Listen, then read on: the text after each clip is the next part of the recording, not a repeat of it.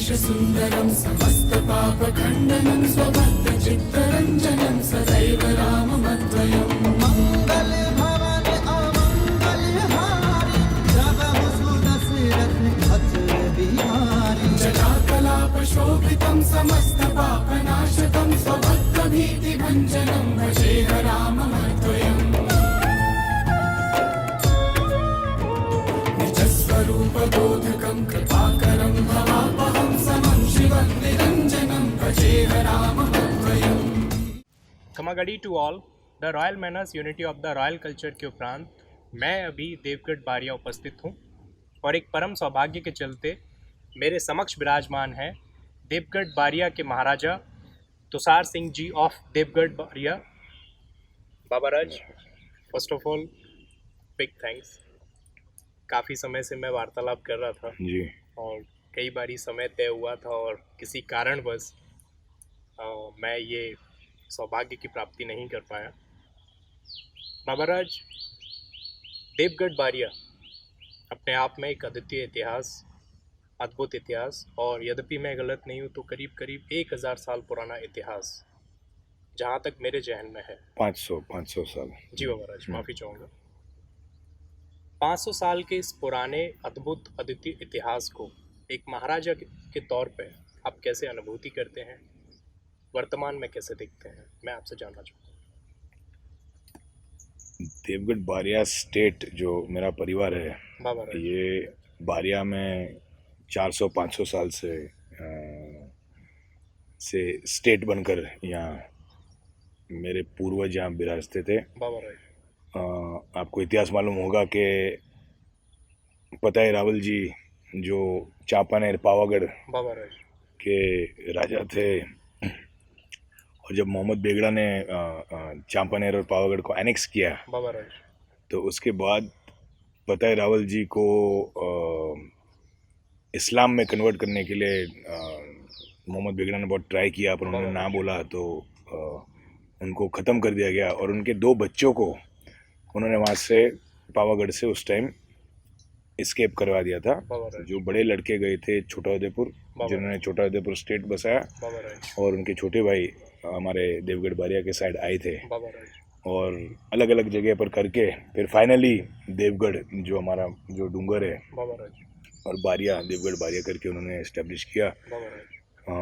That was Raja Dungar Singh ji, the first king. तो हमारा 400-500 साल का तो इतिहास है ही, और जो नॉन इतिहास है, जो लेट 1800s अर्ली 1900 से तो जो आजकल के लोग भी अभी तक बातें करते हैं, याद करते हैं, उससे पहले तो थोड़ा पुराना इतिहास हो गया है। पर जो रिसेंट हिस्ट्री है लेट 1800s अर्ली 1900 से, उसमें मैं इतना ही कहना चाहता हूँ कि बारिया स्टेट के जो भी महाराजा थे, मान सिंह जी से शुरुआत होके रंजीत सिंह जी, युवराज सुबक सिंह जी, जयदीप सिंह जी, उसके बाद मैं, I am the 18th ruler of Baria state, अगर आप एक महाराजा क्रमवाज आप गिनना चाहें। हाँ, तो पहले से उस जमाने से, भले उस टाइम ब्रिटिश राज था और वो सब था, इंडिया का यूनियन अभी तक हुआ नहीं था, पर ऑलवेज बारिया स्टेट के महाराजा, उनके परिवारजन और बारिया स्टेट के प्रजा was always very forward thinking, developed। हमारे यहाँ आरोग्य, हेल्थ फैसिलिटीज, स्कूलिंग, टीचिंग, ये सब उस जमाने से कंपलसरी था और सबको उपलब्ध था। अभी भी आपने वर्तमान की बात कही, और उसके बाद 1947 के बाद मेरे ग्रैंडफादर महाराजा जयदीप सिंह जी वो पब्लिक लाइफ में आए, क्योंकि उनका ये मानना था कि अगर असली राजा बनना है तो अब वो राजाशाही का जो समय तो अब पूरा हो गया, इंडियन यूनियन हो गया है, तो पब्लिक लाइफ में आके आप अपने लोग को सर्व कर सकते हैं। तो सिंस द फर्स्ट इलेक्शंस में ग्रैंडफादर नगर पालिका के पहले प्रमुख बने थे, फिर एमएलए बने, फिर एमपी बने, उनके बाद मेरे मदर पब्लिक लाइफ में आए, तालुका पंचायत, जिला पंचायत, एमएलए, मंत्री बने। मैं भी जिला पंचायत लड़ा था, मैं भी जिला पंचायत का मेंबर था, मैं भी एमएलए रह चुका हूँ। इसलिए हमारे फैमिली में ये पहले से public service and public life में रहना ये एक पारंपरिक है। सहमत हूँ। और सिर्फ मैं नहीं, मैं हमारे फैमिली के दूसरे मेंबर्स भी तालुका पंचायत नगर पालिका में कहीं ना कहीं रीत से दे हैव बीन इन्वॉल्व। सो वर्तमान में भी आप देखने जाइए अभी जो भी फैसिलिटीज़ हैं, हाँ of course now it is looked after by the government of Gujarat, government of India, but like our sports complex, our hospital, our schools have all been established pre independence. मेरे आज़ादी से बहुत पहले। जी, हमारा हॉस्पिटल भी उस ज़माने का है, हमारी स्कूल उस ज़माने की है, हाई स्कूल जो अभी भी चलती है, जो अभी भी हम चलाते हैं, हमारी फैमिली चलाती है। 1920s में गर्ल्स का एजुकेशन यहाँ कंपल्सरी कराया था। अभी भी महारानी कन्याशाला करके एक ओनली फॉर गर्ल्स स्कूल है जो 1920s से चलती आ रही है। आज भी हमारे गांव में वर्तमान में वो भी चल रही है। कितने सारे हमारी बहनों बेटियों वहाँ से पढ़ के आगे आए हैं। स्कूलिंग था वो भी अभी तक हम चला रहे हैं, वहाँ भी हजारों की संख्या में वो स्कूल का हमारा एलुमनाई है। हॉस्पिटल उस टाइम स्टेट का हॉस्पिटल था, now it is a civil hospital, government hospital, वो भी अभी है। स्पोर्ट्स जो ऑलवेज देवगढ़ बारिया बहुत फेमस था, पहले ज़माने में पोलो, हॉर्स पोलो, क्रिकेट, साइकिल पोलो होता था। उसके बाद मेरे ग्रैंडफादर ने एथलेटिक्स में यहाँ बहुत प्रोग्रेस कराया, और आज भी आप देख रहे हैं कि हमारे गुजरात में one of the best most premier sports institutes run by the sports authority of Gujarat, Gujarat government is in Devgadh Baria. We have a full-fledged Olympic sized athletic track. We have hockey. We have an AstroTurf hockey field. We have an Olympic sized swimming pool. So all these facilities are आज तक वर्तमान में भी चलते आ रहे हैं, and I am sure बरसों तक चलते रहेंगे। निश्चित रूप से बाबूराज, ये इतनी अद्भुत यात्रा को जब आपने आकलन करके साझा करा, वर्तमान में आप हमारे महाराजा हैं देवगढ़ बारिया के। आपके जीवन की महाराजा बनने के पश्चात कौन सी बड़ी उपलब्धि है जो एक महाराजा के तौर पे आप अपने पूर्वजों के बिल्कुल उसी सम्मान के साथ देखते हैं जो आपकी पीढ़ी को 500 साल से प्राप्त निरंतर हो रही है? देखिए, पहले तो आप महाराजा बुलाते हैं, लोग मुझे महाराजा बुलाते हैं, मैं बहुत आभारी हूँ, पर टेक्निकली तो ये शब्द आजकल होता नहीं है। रॉयल फैमिली 47 में नहीं, वंशावली में तो हैं, पर जैसे मैंने आपको बोला अभी हम ठीक है, हम रॉयल फैमिली के हैं, हम बहुत प्राउडली बोलते हैं कि हम रॉयल फैमिली के हैं, ये महाराजा का कद मिला है। पर अब ये सब मैं मानता हूँ कि लीगली कुछ ऐसे मायने नहीं लगता। लोग को रिस्पेक्ट से हमको बुलाते हैं, रिस्पेक्ट देते हैं, वो अच्छी बात है, और वो रिस्पेक्ट से आप हमारा सम्मान, वो रिस्पेक्ट हमको गेन भी करना पड़ता है। अभी लोग ऑटोमेटिकली तो कोई रिस्पेक्ट देता नहीं है, वो रिस्पेक्ट हमको we have to gain from the people in today's world. हाँ, बहुत सारे लोग हमको रिस्पेक्ट देते हैं because of my family, because of my forefathers, मेरे पहले, यस। पर मैं मानता हूँ कि वो हमको रिस्पेक्ट क्यों देते हैं, क्योंकि मेरे पूर्वजों ने कुछ अच्छा किया होगा तो रिस्पेक्ट देते होंगे। जबरदस्ती तो कोई रिस्पेक्ट आके दे नहीं सकता है। और सम्मान बाबूराज वही दे सकता है जिसने धारण किया हो। हाँ, तो वो सम्मान भी अगर हमको मिलता है तो अगर हमने कुछ थोड़ा भी अच्छा किया होगा लोगों के लिए तो ही सम्मान मिल सकता है। तो वो सम्मान मैं चालू रखूँ, मेरे लिए नहीं, पर मेरे पूर्वजों के, मेरी माताश्री के लिए, मेरे ग्रैंडफादर्स के लिए, और यही सम्मान मेरे बाद मेरे बच्चे चालू रखे तो हमारा एक फैमिली का नाम। और हाँ, ये सम्मान कैसे आएगा कि वो लोगों की समस्या दूर कर सकेंगे, लोगों को मिलेंगे, लोगों के साथ हल मिल के रहेंगे। पब्लिक लाइफ में आना it does not only mean कि आप इलेक्शन लड़ो। Public life means you are in the public. कोई भी तकलीफ हो तो जो हम हमारे लोगों के लिए ऑफिसर्स के साथ, मंत्रियों के साथ हम उनको रिप्रेजेंट कर सकते हैं, तो वही मेरी एक इच्छा है। इलेक्शन लड़ूँ नहीं लड़ूँ वो पार्टी बेस का, it is a political thing, but at least I can serve my people by whatever how they require me, and after me मेरे बच्चे भी लोगों के साथ रहें, उनके साथ मिल के रहें, खुशी से रहें और प्रेम से रहते, वो भी पब्लिक को प्रेम करें और पब्लिक भी उनको प्रेम करे, जो अभी तक हम करते हैं। बाबूराज, आप विधायक भी रहे जी। वर्तमान में राजनीतिक व्यवस्था को आप किस प्रकार भविष्य के लिए देखते हैं? आज की राजनीति को आप फ्यूचर में किस प्रकार आकलन करते हैं, मैं इस विषय में आपसे जानना चाहूँगा। सी आज की राजनीति अनफॉर्चुनेटली बहुत ही कास्ट बेस्ड बन गई है। मैं भी इससे सहमत तो नहीं हूँ। आप सहमत नहीं हो? जी बाबूराज। चलिए, कास्ट बेस्ड से आप सहमत जी, नहीं जी, हो? हाँ हाँ। तो कास्ट बेस्ड पॉलिटिक्स अब थोड़ा ज़्यादा हो गया है। बाबूराज। सिर्फ यहीं पर नहीं, पूरे पूरे भारत इंडिया में में। इसमें। हाँ, पूरे भारत में। और पूरे भारत में क्यों, आप विदेश में जाइए तो विदेश के देशों में भी बाबूराज। कास्ट और रिलीजन ऊपर पॉलिटिक्स होता है। बिल्कुल सहमत। वेस्टर्न कंट्रीज में शायद बोलते नहीं होंगे, बाबूराज। पर होता है वहाँ भी। रंग के फर्कों की बात तो यस, अपने स्किन का कलर, अपना बैकग्राउंड, अपना कल्चर, अपना रिलीजन, उसके बेस पर ये क्या है, ये मनुष्य जाति अपनी ये एक है अपनी, ये भी एक अपनी पुरानी परंपरा है। बाबूराज। कास्ट बेस भी अपनी एक पुरानी परंपरा है। सहमत हूँ बाबूराज। तो पण मैं पॉलिटिक्स में या मेरे पब्लिक लाइफ में मैं कास्ट में मानता नहीं हूँ। बाबूराज। मेरे पास कोई भी कास्ट का आदमी आए या बहन आए, या मैं उनको मदद करने में मैं मेरा कर्तव्य मांगता हूँ। यस। बाबूराज। तो आज का पॉलिटिक्स थोड़ा कास्ट बेस्ड थोड़ा ज़्यादा हो गया है, पर फिर भी हम लोगों के साथ कास्ट बेस्ड नहीं रखते, और हमारी लोगों हमसे कोई कास्ट के ऊपर कभी भी अलग नज़र से हमको नहीं देखते। एक हमको देखते हैं कि आप बारिया के रॉयल फैमिली हो, हमारी कास्ट या जात नहीं देखते। बाबूराज। और उसी प्रकार से हम किसी का कास्ट या जात नहीं देखते। जो भी हमारे पास आए वो हमारे लोग हैं, और उनके लिए हमको काम करना है, हमको मदद करनी है, हमको उनकी सेवा करनी है। फ्यूचर में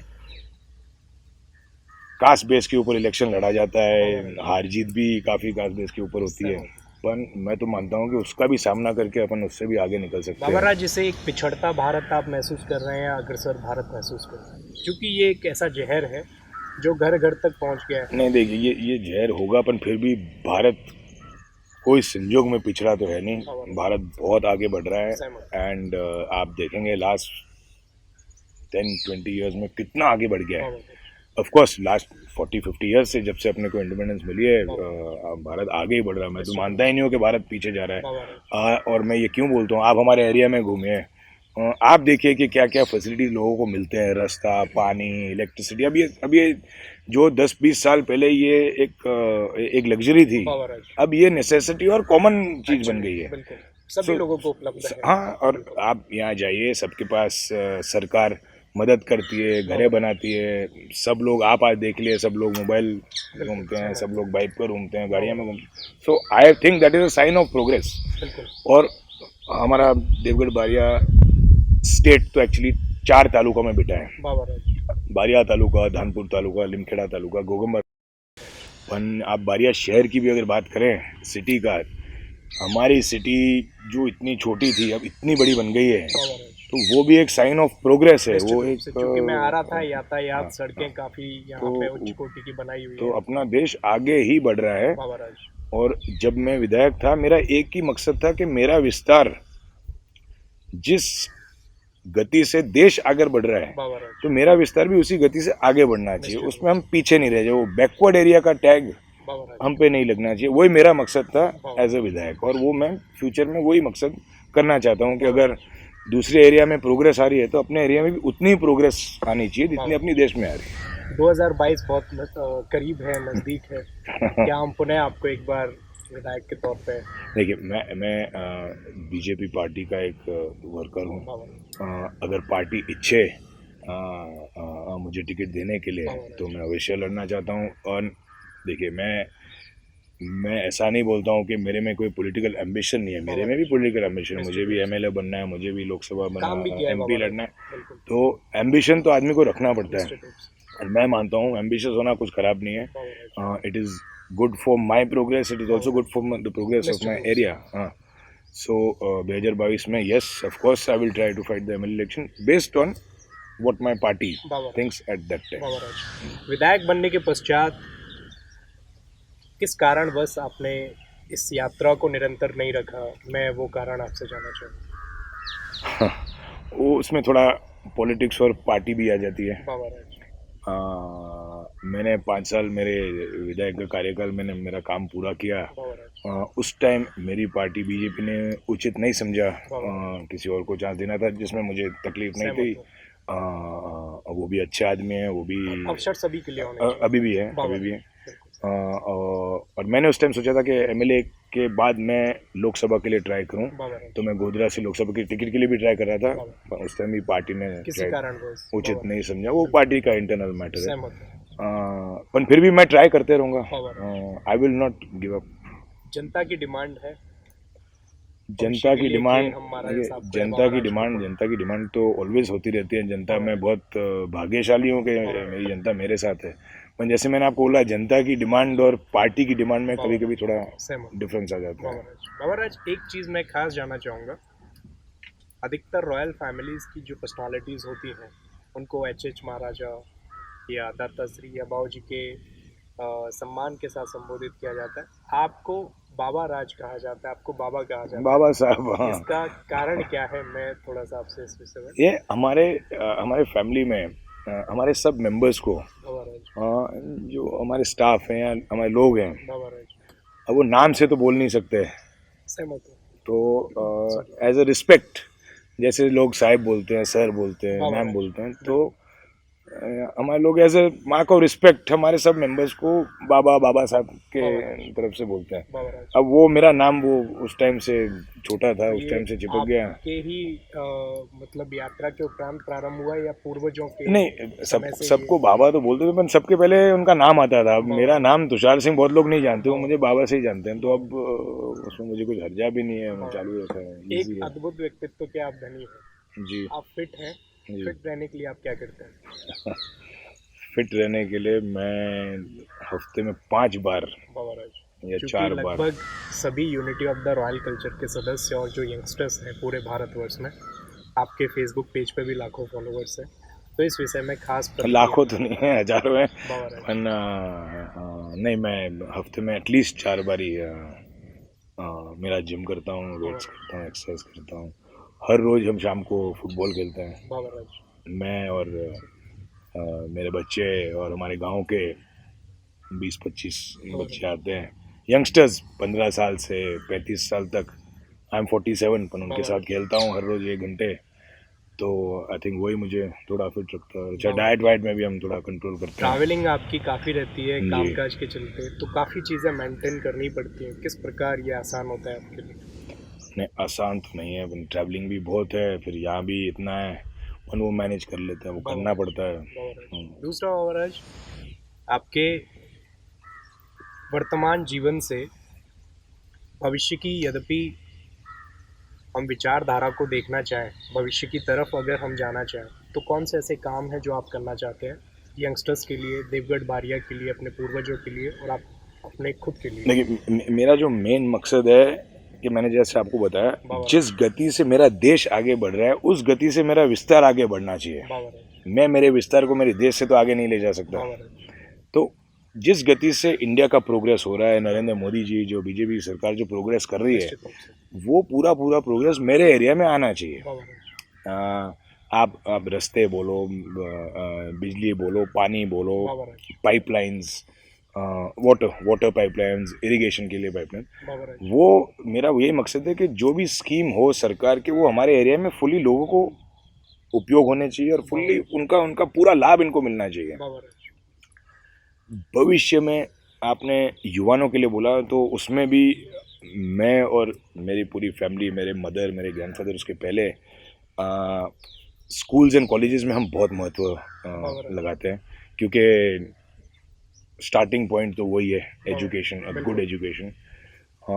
एक बात मैं आपको ये बताऊं कि गुजरात सरकार, इंडियन अपने केंद्र सरकार के लिए हमारे हर एक गांव में प्राथमिक शाला कम से कम तो है ही। बाबा राज, बिल्कुल।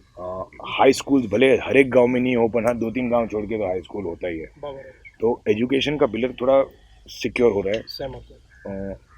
Level of education is increasing. Baba Raj, and Modi ji ने जो स्टार्ट किया था गुजरात में गर्ल एजुकेशन, बाबा राज, वो भी उसका इफेक्ट भले चालू हुआ था 10-15 साल पहले, 15 साल पहले, कन्या केलेवनी, बाबा राज, उसका इफेक्ट भी अब दिखने को आ रहा है कि अब माता पिता उनकी बच्चियों को भी स्कूल भेजना बहुत उचित मानते हैं। बाबा राज, मेरे वाइफ भी स्कूल चलाते हैं, उनकी खुद की संस्था है।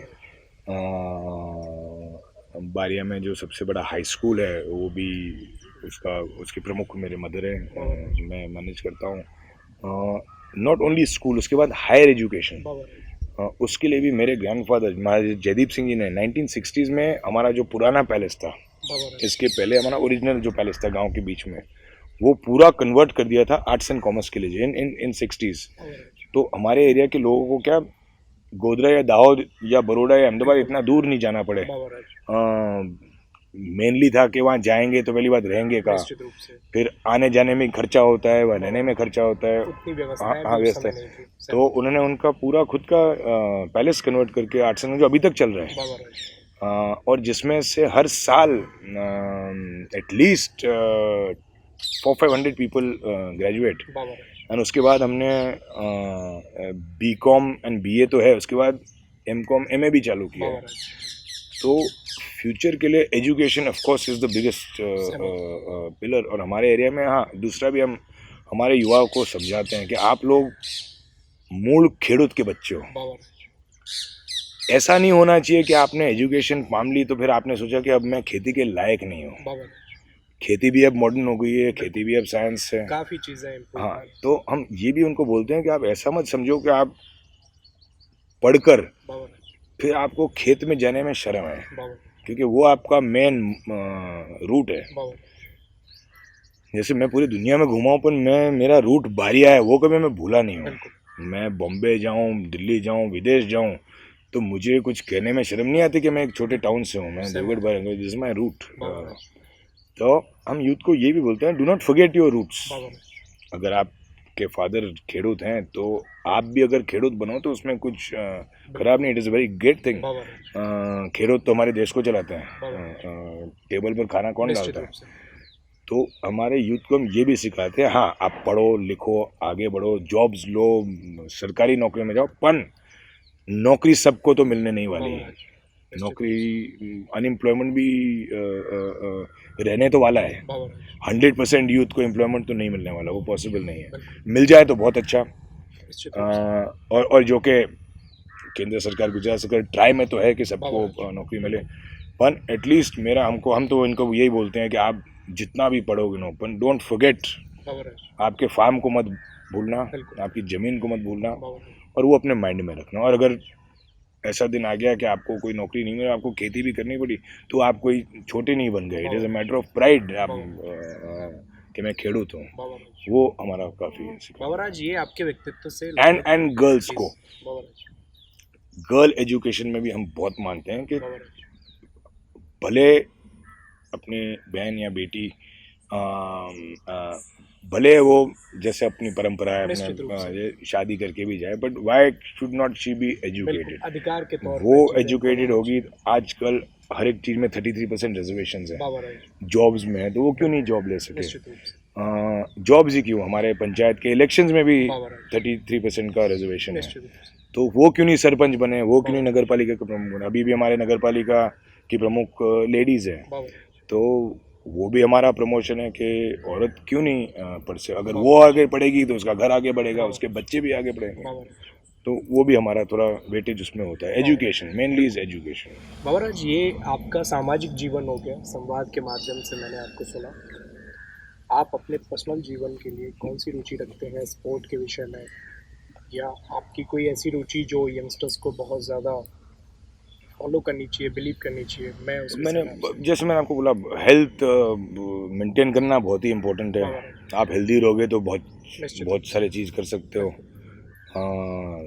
तो यूथ को मैं बोलता हूँ, हाँ पढ़िए लिखिए काम करिए, पर थोड़ा हेल्थ का भी थोड़ा माइंड में रखिए। स्पोर्ट्स, कोई भी स्पोर्ट्स हो सकता है, एनी स्पोर्ट, पर दिन में 1-2 घंटा थोड़ा तो स्पोर्ट्स, व्यायाम, योगा, कुछ भी चीज़ के पीछे 1-2 घंटे दिन में बिगाड़े, भले सुबह में हो रात में हो, टाइम कभी भी हो सकता है। मेरे पास टाइम नहीं मिलता तो मैं कभी 2 बजे एक्सरसाइज करने निकल जाता हूँ। बाहर से आता हूँ तो कभी 8-9 बजे रात को भी चले जाता हूँ। तो एक्सरसाइज के लिए और स्पोर्ट्स के लिए कोई टाइम फिक्स नहीं है, आपको करना चाहिए। दिन में 1-2 घंटे कर लो, भले हफ्ते में 3-4 दिन भी कर लो, और उससे थोड़ा माइंड भी फ्रेश रहता है, तन भी फ्रेश रहता है। पूरा आपने लगभग काफ़ी कंट्रीज़, जहाँ तक मेरा अनुमान है, आपने कवर की है।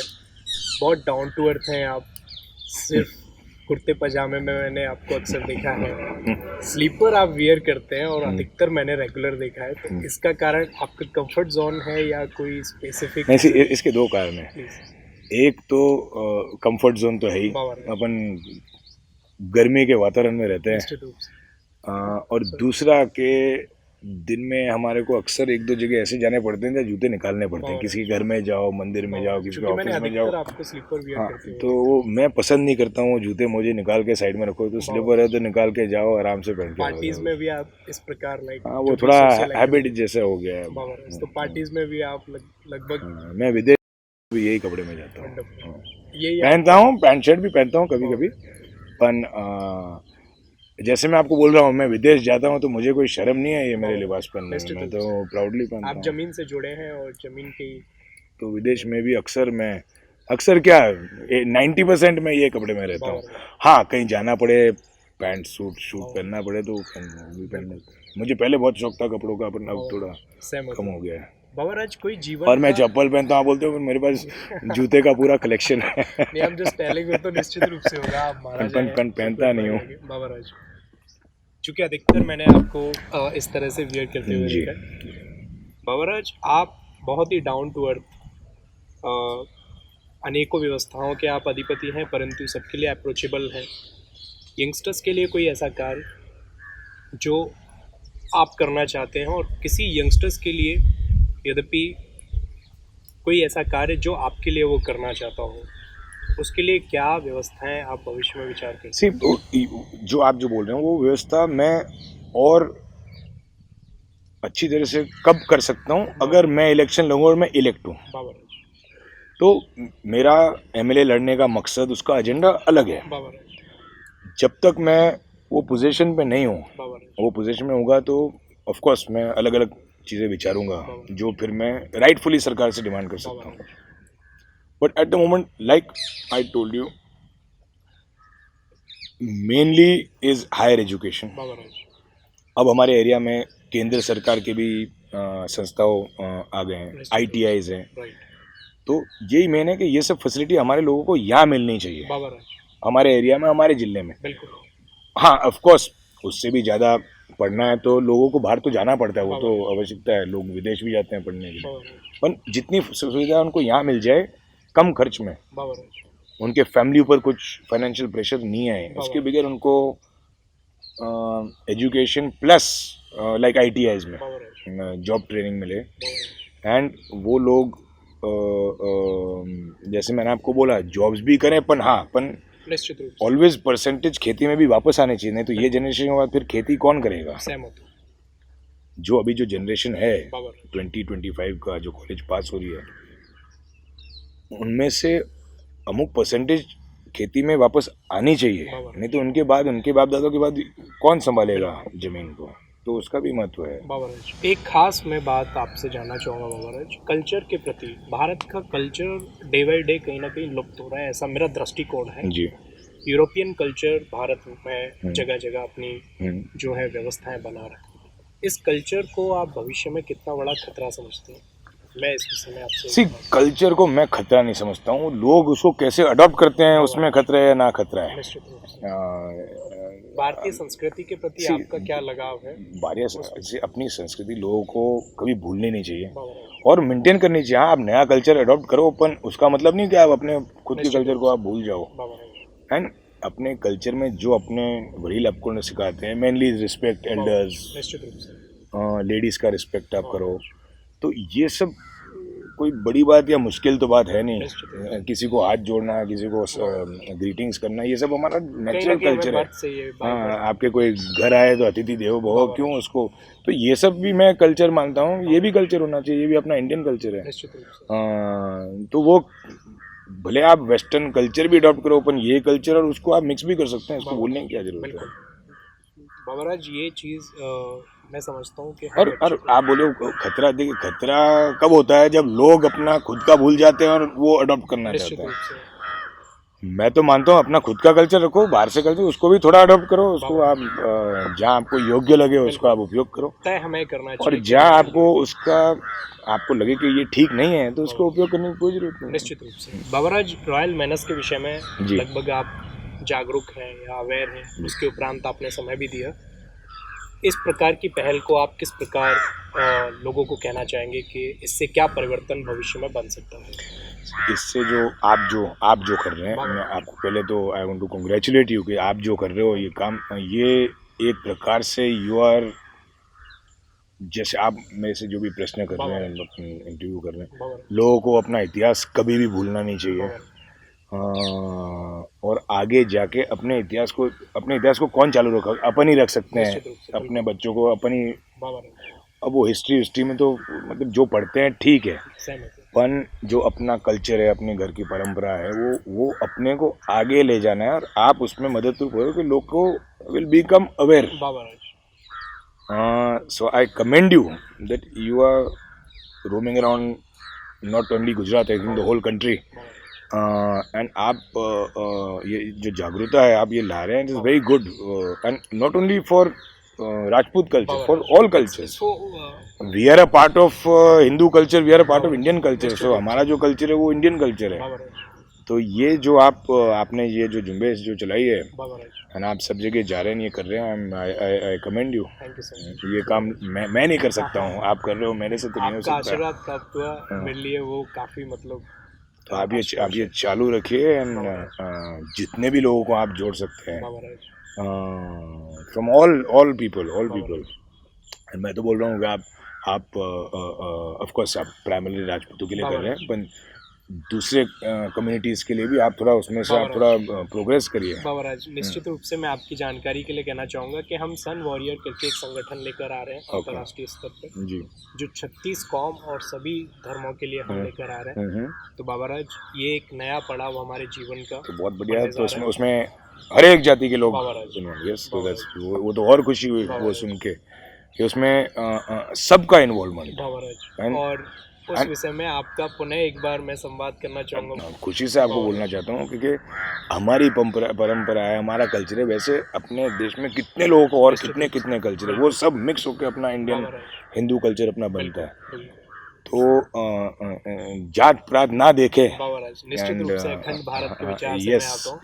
यस, अपना देश बहुत जातियों से बनकर देश बना है, तो क्यों नहीं सबको हर एक चीज में इन्वॉल्व होना चाहिए। और कंट्रीब्यूशन बाबराज किसी का भी हम आंक नहीं सकते, सबके कंट्रीब्यूशन से ही भारत, सबके कोई एक कम्युनिटी ने अपने देश को बनाया नहीं है, सब लोग इकट्ठे हुए तो ही। और उसमें हिंदू भी आ जाते हैं, मुस्लिम भी आ जाते हैं, सिख आ जाते हैं, क्रिश्चियन आ जाते हैं, जैन आते हैं, बुद्धिस्ट, सब कम्युनिटी, सब कास्ट, सब रिलीजन ने ये देश को बनाया है। कोई एक आदमी के एक कम्युनिटी के एक जाति ने तो अपने देश को बनाया नहीं है।